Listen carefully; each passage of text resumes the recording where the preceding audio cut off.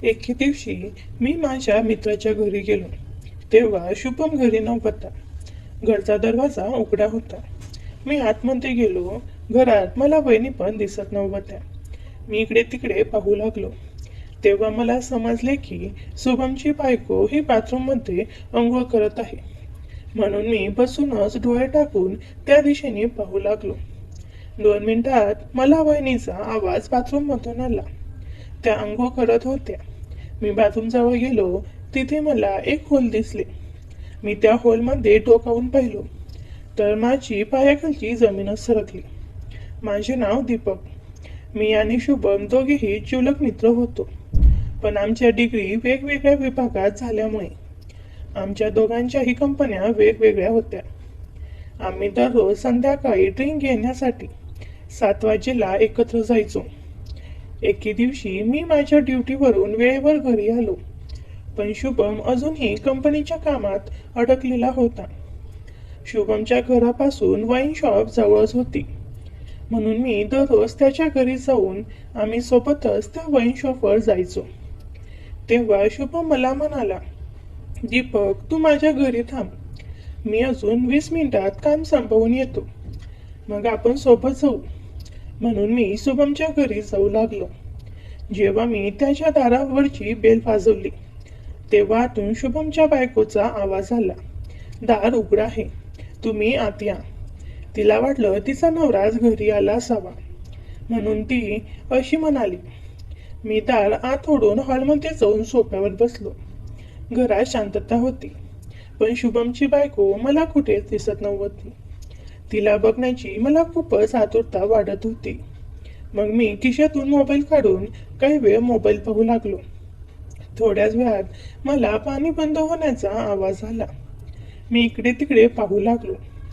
तेव्हा मला समजले की शुभमची बायको ही बाथरूममध्ये अंघोळ करत आहे. म्हणून मी बसूनच डोळे टाकून त्या दिशेने पाहू लागलो. 2 मिनिटात मला वहिनींचा आवाज बाथरूममधून आला. त्या मला म्हणाल्या, अहो ऐका ना, माझे कपडे मी टेबलवर विसरले, ते मला आणून देता का? ती मला तिचा नवरा समजत होती. मी विचारात पडलो की आता काय करावे. मी जर वहिनीला सांगितलं की मी शुभम नाही त्याचा मित्र आहे तर त्यांना कपडे कोण देणार. मी विचार करत उभा होतो. तेवढ्यात अजून वहिनींचा आवाज आला, अहो आणा ना लवकर. मी हातातला मोबाईल खिशात टाकला आणि त्या कपड्यांजवळ गेलो. तेव्हा वरती फक्त साडी होती. पण जेव्हा मी पूर्ण कपडे उचलले तेव्हा त्याचे आतले कपडे सुद्धा त्याने ठेवले होते. ते पाहून माझं डोकं चक्रावलं. कारण अशा कपड्यांची मला पाहण्याची सवय नव्हती. मला माहिती होती की या कपड्यांची गरज बायकांना भासते. पण मी त्या कपड्यांकडे एकटक नजरेने पाहत होतो. तेवढ्यात परत वहिनींचा आवाज बाथरूम मधून आला, अरे काय झालं, इतका वेळ लावता का, इकडे या, मला थंडी खूप वाजत आहे. मी काहीच विचार न करता सगळे कपडे हातात गोळा करून मी बाथरूम जवळ गेलो. त्यावेळेस वहिनींचा हात बाहेरच होता. मग मी त्यांच्या हातात ते कपडे दिले. त्यानंतर त्याने दरवाजा लावला. पण मला त्या ठिकाणाहून जाण्याची इच्छाच होत नव्हती. कारण त्या कपड्यांवर त्या कशा दिसत असतील याचाच विचार माझ्या मनात वारंवार येत होता. म्हणून मी मनाला नाराज न करता त्या ठिकाणीच बाथरूमच्या दरवाजाला असणारे होल शोधू लागलो. नशिबाने ते होल हे मला लवकर मिळाले. मी जेव्हा त्या हॉलमधून आत थुंकून पाहिले, मित्रांनो, समोरचं दृश्य पाहून मी वेढा झालो. पण मी मनाला कंट्रोल करून सोफावर जाऊन बसलो. थोड्या वेळाने बाथरूमचं दार उघडलं आणि आतून शुभमची बायको बाहेर आली. केस ओले, अंगावर फक्त ओला टावेलचा गोंडा आलेले होते आणि पाण्याचे थेंब तिच्या गालावरून हळूहळू खाली पडत होते. ती त्या अवस्थेत इतकी सुंदर आणि ब्युटिफुल दिसत होती की जणू परीच बाथरूममधून अंघोळ करून बाहेर आली असावी. आणि ते दृश्य माझ्या नजरेत दीर्घकाळासाठी केस झाल्यासारखं वाटलं. माझं हृदय धडधडू लागलं होतं. ती मला बघता जागी स्तब्ध झाली आणि इकडे तिकडे पाहू लागली. तिला वाटलं शुभम पण आलेला असेल. आमच्या दोघांच्या नजरा एकमेकांवरच टिकलेल्या होत्या. मग काही वेळानंतर मला ते एक अपराधासारखं वाटू लागलं. मी हळूच माझी नजर खाली केली. तिलाही माझ्या नजरा जाणवल्या होत्या. मी विचार करू लागलो की किती सुंदर दिसते ना शुभमची बायको. शुभम खरंच खूप नशिबान आहे. तिला अशी बायको मिळाली. तिचं नाव दिव्या होतं. माझ्या डोळ्यासमोर तर आता दिव्या वहिनीचं भिजलेलं शरीर आणि त्यांच्या केसातून टपकणारे पाण्याचे थेंबच वारंवार फिरत होते. तिला तिच्या खोलीत पण दीपक काही दिसला नाही. म्हणून त्या मनातल्या मनात विचार करू लागल्या की शुभम तर घरात नाही, तर मला माझे कपडे कोणी दिले. आणि त्या मला म्हणाल्या, दीपक तुम्ही केव्हा आलात? मला वाटलं बेल वाजवली तेव्हा शुभम आला असेल. मी म्हणालो, वहिनी त्याने मला सांगितलं की त्याला येण्यास उशीर होईल. यावेळेस दिव्या वहिनीचे केस मोकळे होते आणि त्या गाऊन घालून माझ्या समोर बसल्या होत्या. तेवढ्यात वहिनी मला म्हणाल्या, दीपक तुम्ही बाल्कनीत बसा, मी आता तुमच्यासाठी चहा करून आणते. मग मी बाल्कनीत जाऊन बसलो. पावसाळ्याचे दिवस असल्यामुळे बाहेरून थंडगार वारा आतमध्ये येत होता. फार छान वाटत होतं. या ठिकाणी बसून मग थोड्याच वेळात दिव्या वहिनीने आम्हा दोघांसाठी चहा बनवून आणला आणि त्याही माझ्या शेजारीच बसल्या.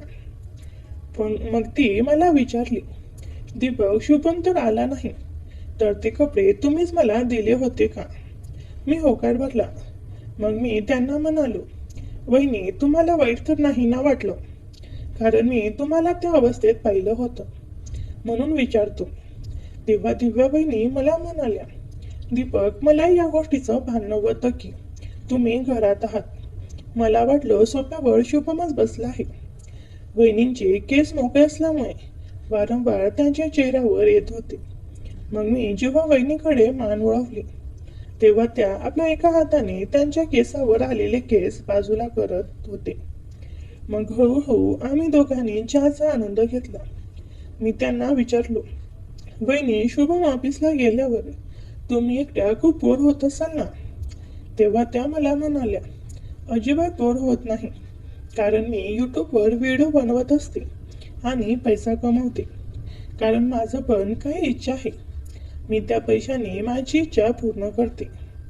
ती हे सर्व सांगत असताना माझी नजर त्याच्या वेगळ्या दिशेने जात होती. तेवढ्या दारावरची बेल वाजली.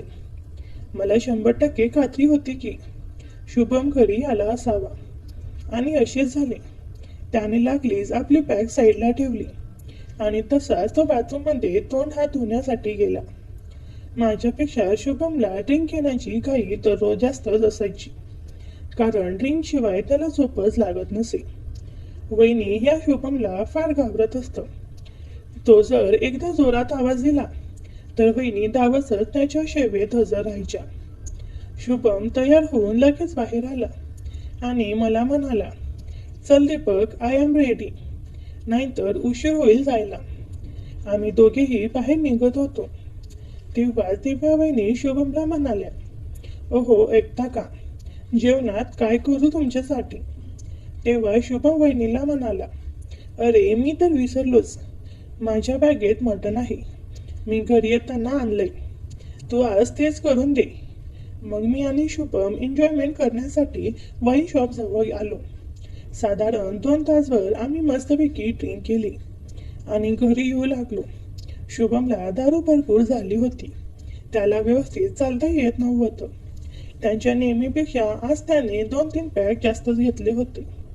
मग हळूहळू गाडी चालवून आम्ही घरी येऊन पोहोचलो आणि त्याचा हात मी माझ्या खांद्यावर ठेवून दारावरची बेल वाजवली.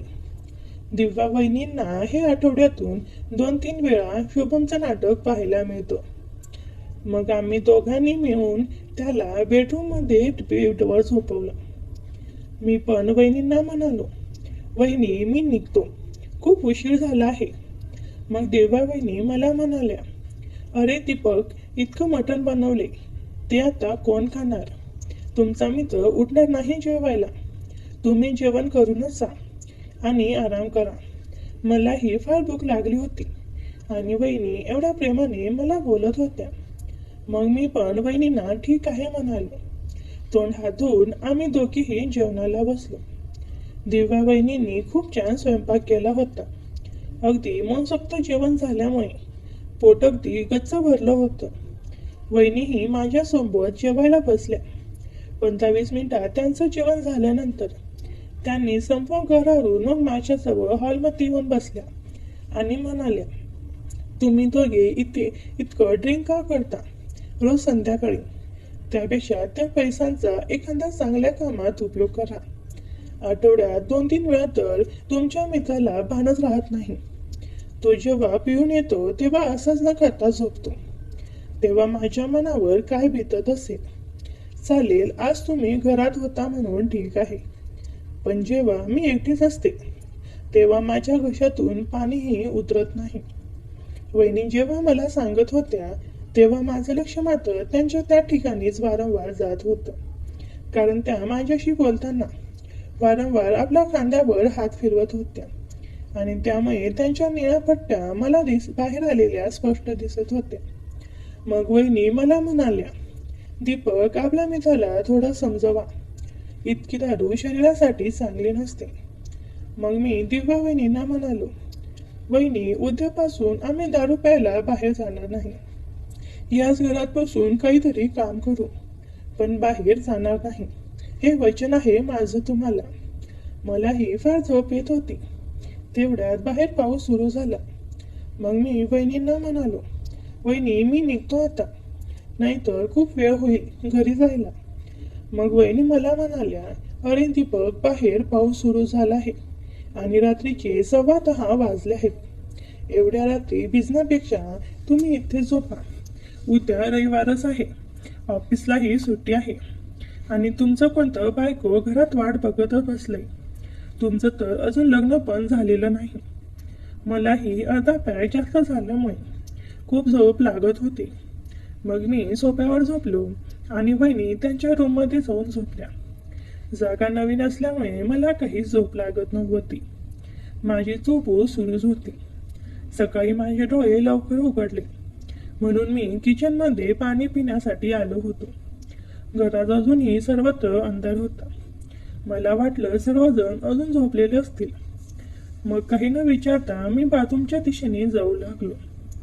बाथरूममध्ये आलो तेव्हा समोरचे दृश्य पाहून मी आश्चर्यचकित झालो, कारण दिव्या वहिनीचे आतले कपडे जे त्यांनी काल संध्याकाळी आंघोळीनंतर बदलले असतील ते तिथेच होते आणि वरच्या बाजूला त्यांनी नवीन कपडे टांगलेले होते. ते पाहून माझं डोकं चक्रावलं. एवढी सुंदर बाई हे असे कपडे घालून किती छान दिसत असेल याचाच विचार माझ्या मनात सुरू झाला. मी थोडा वेळ ते कपडे हातात घेऊन वहिनी माझ्या समोर उभ्या आहेत अशी भावना मनात निर्माण करू लागलो. तेवढ्यात मला कोणीतरी दार उघडण्याचा आवाज आला. मी पटकन बाथरूममधून बाहेर आलो तेव्हा दिव्या वहिनी बाहेर दिसल्या आणि मला म्हणाल्या, अरे दीपक, खूप लवकर उठलात, झोप पूर्ण झाली नाही का रात्री? तेव्हा मी वहिनींना म्हणालो, झोप पूर्ण झाली वहिनी, म्हणून लवकर उठलो. मी निघतो आता. शुभम उठला तर त्याला सांगा की मी घरी निघालो. दुपारी बरोबर 2 वाजता मला शुभमचा फोन आला.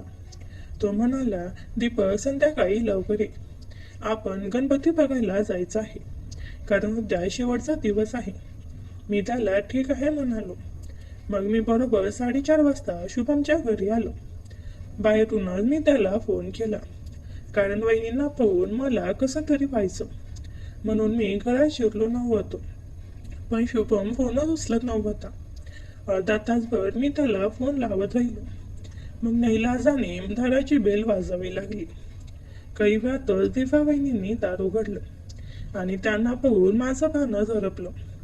त्यांच्या दिशेने पाहताच रावलं असं मला वाटत होतं, कारण पैठणी साडीत वहिनी इतक्या सुंदर दिसत होत्या की मी अशी मराठमोळी बाई पहिल्यांदाच पाहिली असावी. मग मी वहिनींना म्हणालो, वहिनी, शुभम कुठे आहे? माझा फोनच उचलत नाही. तेव्हा दिव्या वहिनींनी म्हणाल्या, दीपक, तुम्ही फोन लावल्यानंतर लगेचच त्याचे अजून एक मित्र आले होते. मग तो दुपारी 2 वाजल्यापासून बाहेर गेला आहे, अजून घरी परतलेला नाही. मीही कित्येक वेळापासून त्याची वाट पाहते. तेव्हा मी वहिनींना म्हणालो, मी आत्ताच 10 मिनिटात त्याला घेऊन येतो वहिनी. तुम्ही काळजी करू नका. ज्या ठिकाणी आम्ही दररोज ड्रिंक करण्यासाठी बसायचो त्याच ठिकाणी मी येऊन पोहोचलो. शुभमने भरपूर ड्रिंक पिल्यामुळे तो त्याच ठिकाणी मान टाकून झोपला होता. त्याला कसलं तरी हिंमत करून मी गाडीवर बसून त्याला घरी आणले आणि बेडवर झोपवले. इकडे दिव्यांच्या चेहऱ्यावर दिसणारे भाऊ माझ्या पहिले जात नव्हते. फारच कंटाळलेल्या होत्या त्या शुभमला. पण तरीही मी हिंमत करून दिव्यांना म्हणालो, वहिनी तुम्ही अजिबात चिंता करू नका. आपल्या शहरात जितकेही गणेश पंडाल आहेत त्यांच्या सगळ्यांचं दर्शन मी तुम्हाला आज घालून आणेन. वहिनींना फारच आनंद झाला. मग माझ्याही काही अटी आहेत. जर तुम्ही मोटरसायकलवर माझ्या मागच्या सीटवर बसला तरच मी तुम्हाला नेईन. वहिनी लगेच हो म्हणाल्या. मग आम्ही दोघांनीही दाराला बाहेरून कुलूप लावून गणपती दर्शनाला निघालो. रस्त्यावरून जाताना वहिनींच्या शरीराच्या पुढच्या भागाचा स्पर्श माझ्या पाठीला भरपूर वेळ झाला. त्यात वहिनी मला काहीच बोलत नव्हत्या, पण त्यांच्या त्या स्पर्शामुळे मला आंतरिक सुख जास्तच मिळत होतं.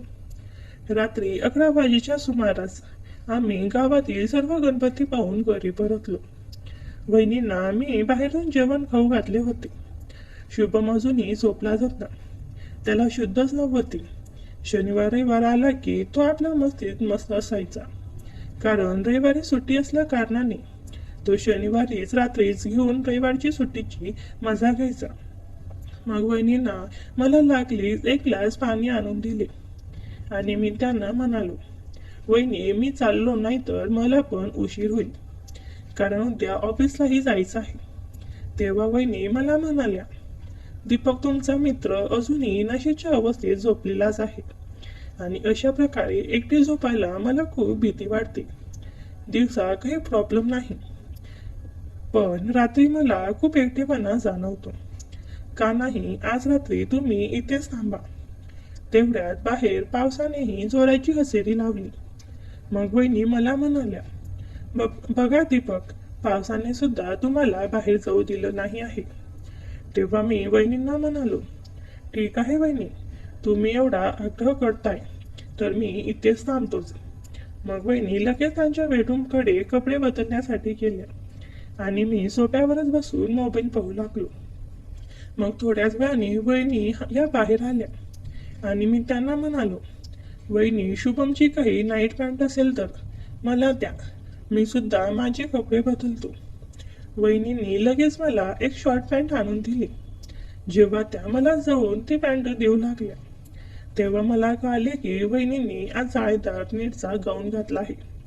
त्या फारच सुंदर दिसत होत्या. पण शुभमला आपल्या सुंदर बायकोची कदरच नव्हती. वहिनी बाल्कनीत बसून मोबाईल पाहत होत्या आणि मी सोफ्यावर बसून त्यांना पाहत होतो.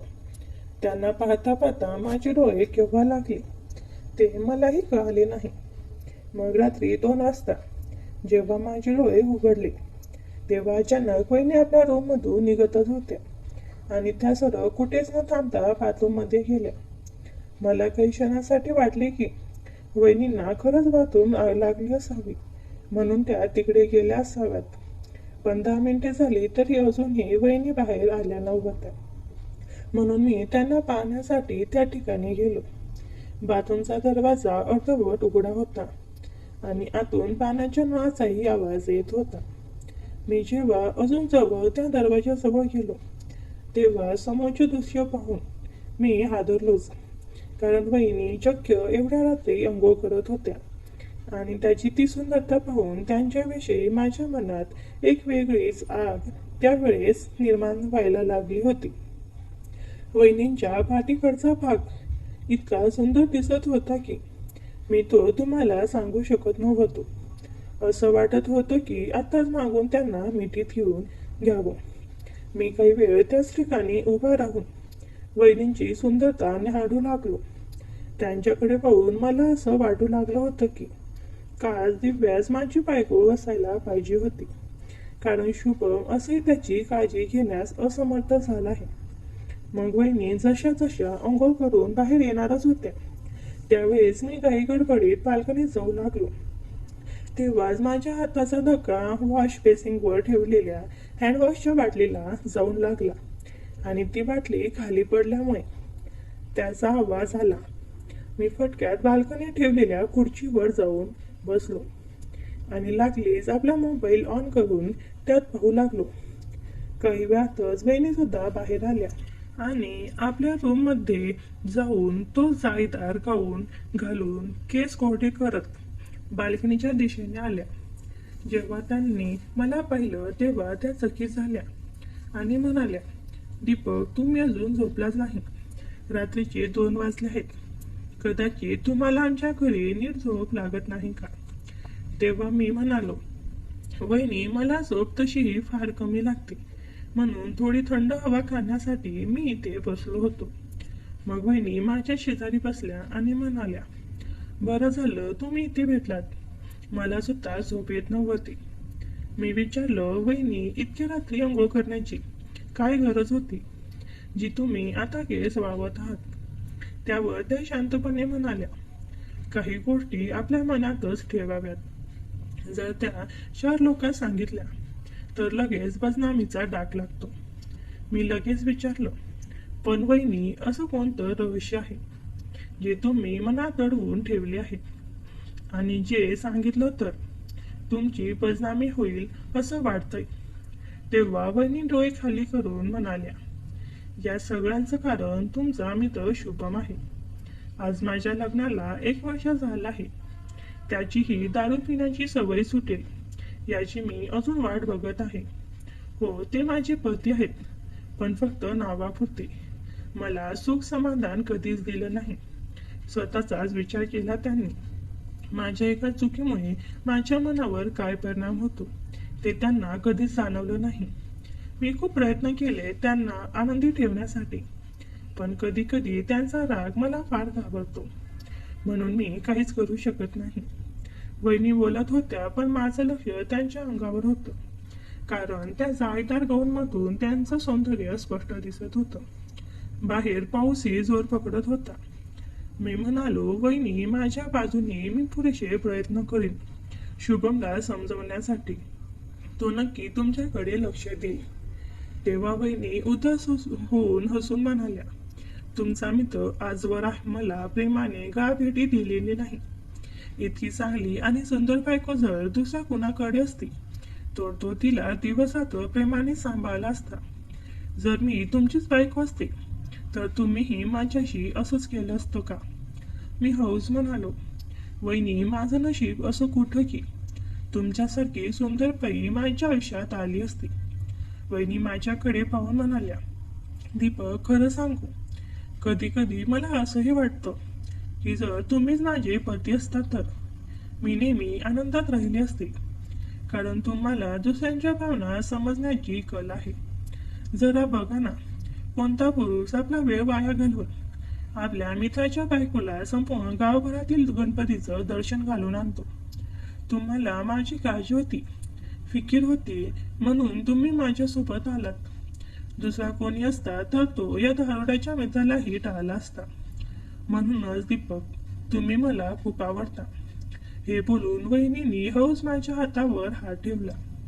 त्या क्षणी माझं अंग थरथरायला लागलं, कारण आयुष्यात पहिल्यांदाच एखाद्या स्त्रीचा असा मऊ स्पर्श मला जाणवला होता.